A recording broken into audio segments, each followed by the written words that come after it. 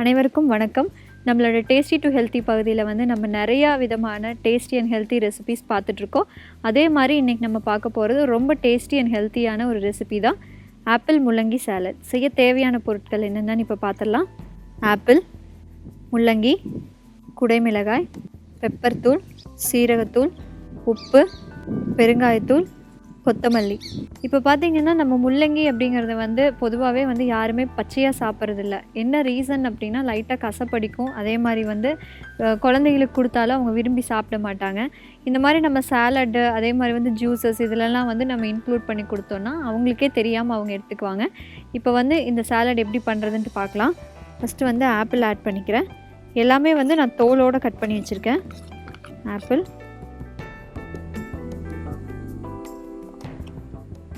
முள்ளங்கி,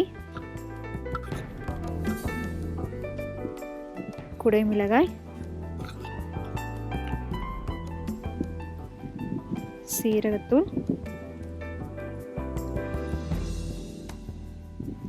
மிளகுத்தூள்,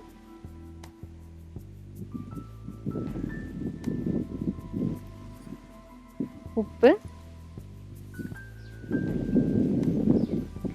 பெருங்காயத்தூள்.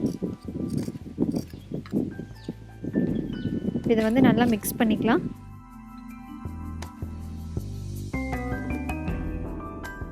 நம்மளோட ஆப்பிள் முள்ளங்கி சாலட் இப்போ தயாராகிருச்சு.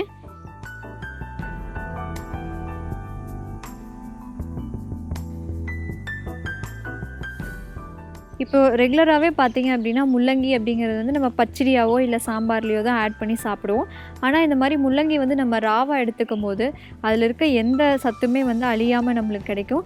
இப்போ நீங்கள் உங்களோட டயட்டில் வந்து முள்ளங்கி அதிகமாக சேர்த்திட்டீங்க அப்படின்னா ஜாண்டிஸ் வராமல் வந்து உங்களுக்கு ப்ரிவென்ட் பண்ணும். இந்த ஆப்பிள் முள்ளங்கி சாலட் நீங்களும் கண்டிப்பாக உங்கள் வீட்டில் ட்ரை பண்ணி பாருங்கள். மீண்டும் நாளை வேறொரு வித்தியாசமான உணவுடன் சந்திக்கிறேன். நன்றி, வணக்கம்.